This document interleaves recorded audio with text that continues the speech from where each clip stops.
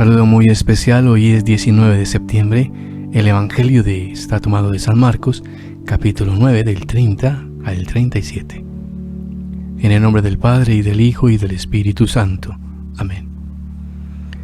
En aquel tiempo, Jesús y sus discípulos se marcharon de la montaña y atravesaron Galilea. No quería que nadie se enterara porque iba instruyendo a sus discípulos. Les decía: el Hijo del Hombre va a ser entregado en manos de los hombres y lo matarán, y después de muerto a los 3 días resucitará. Pero no entendían aquello y les daba miedo preguntarle.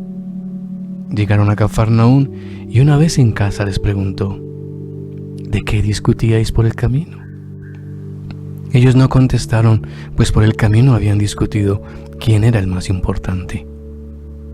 Jesús se sentó, llamó a los 12 y les dijo: quien quiera ser el primero, que sea el último de todos y el servidor de todos.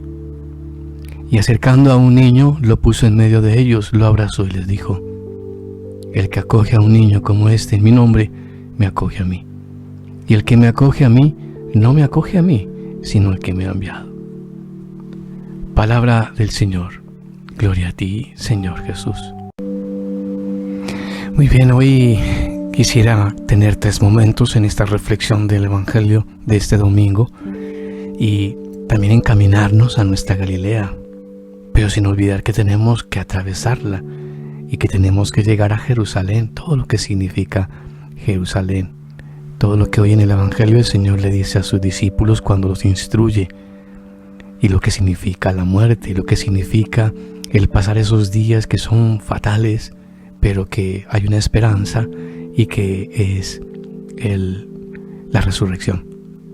Y ahí es donde uno entiende que el sentido de la misión del Señor en este momento, cuando atraviesan por Galilea, pues es el momento en el cual pues se centra la predicación del Señor.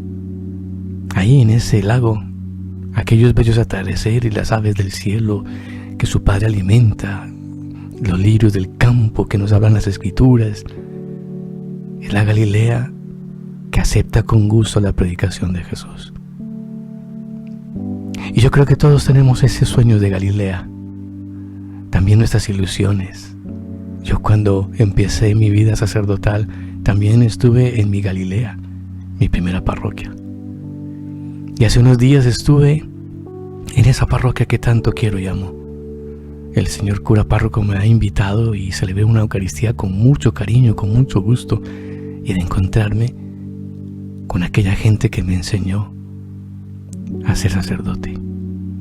Mi Galilea, mis sueños, el volver nuevamente a esa Galilea, a los inicios del ministerio, a los inicios y al amor primero, eso es lo que hace que se fundamente, se solidifique, se fortalezca aún más la vocación.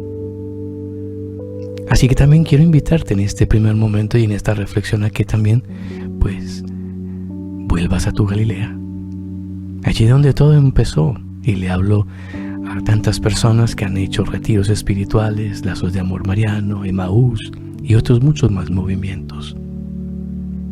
Le hablo también a los sacerdotes, a las religiosas, a los seminaristas. Es necesario volver a la Galilea, a los inicios, donde empezó todo, el amor primero, y volvernos a fortalecer en la vida, en el amor, en la fe, en la esperanza. 2. Llama la atención ese momento en el cual Jesús se sienta con los discípulos, los llama y los instruye. Les da una enseñanza. Cuando se sienta es que quiere hablar como maestro. Y bueno, qué presencia del Señor. Porque esto de llamar tiene que ver mucho con la vocación a la que hemos sido llamados. Y hay que resaltar aquí algo muy bonito, porque los llamó para estar con Él y para enviarlos a predicar. Y esos apóstoles, mientras que Jesús va hacia la muerte, pues hablan por el camino sobre quién de ellos iba a ser el más importante. Y está demostrado a lo lejos que están estas ideas, estos sentimientos del proyecto de Jesús. Y por eso quiere acercarlos y darles la gran lección. Quien quiere ser el primero, que sea el último de todos y que sea el servidor de todos. El que quiera seguir a Jesús se ha de montar en el carro de los perdedores, si lo puedo decir de esa manera. Con todo, cometeríamos un grave error si entendiéramos el lenguaje de Jesús como un camino de infelicidad. Por el camino del egoísmo no podremos nunca realizarnos como personas. Porque es que a veces el ego nunca retrocede. Y si le damos privilegio al ego, pues vamos a quedar en un vacío sin fondo. Y tenemos que liberarnos de él para podernos dedicar a los demás. Servir a los demás y dar la vida por ellos es la única manera de aprovechar la vida. Y en esto, como en toda la palabra, Jesús tiene razón. Y número 3, pone el ejemplo de un niño. Lo pone en medio, lo abraza y dice: el que acoge a un niño como este me acoge a mí. Y el niño no aparece como en Marcos, el niño no aparece como en Mateo, ¿no? Como modelo de humildad, naturalidad, simplicidad. Aquí el niño aparece como un ser que no tiene derechos, que no tiene importancia, que no cuenta, que no es digno de atención, es decir, está en una situación de inferioridad. Y por eso, teniendo en cuenta que este evangelista llama niña a la hija de Jairo, que ya tiene 12 años, podría tratarse del muchachito de los recados, el de los mandados, el que está siempre a disposición de los mayores. Y lo que realmente importa es que Jesús se identifica con él. Jesús se identifica con el relevante, con aquel que es despreciado, con el que no tiene prestigio, con el que está débil e indefenso, con aquel que necesita asistencia. Y la escena presentada por el evangelista Marcos se parece a la del juicio final. Así que hoy pongamos de relieve pues esta reflexión y dejémonos tocar por el Señor.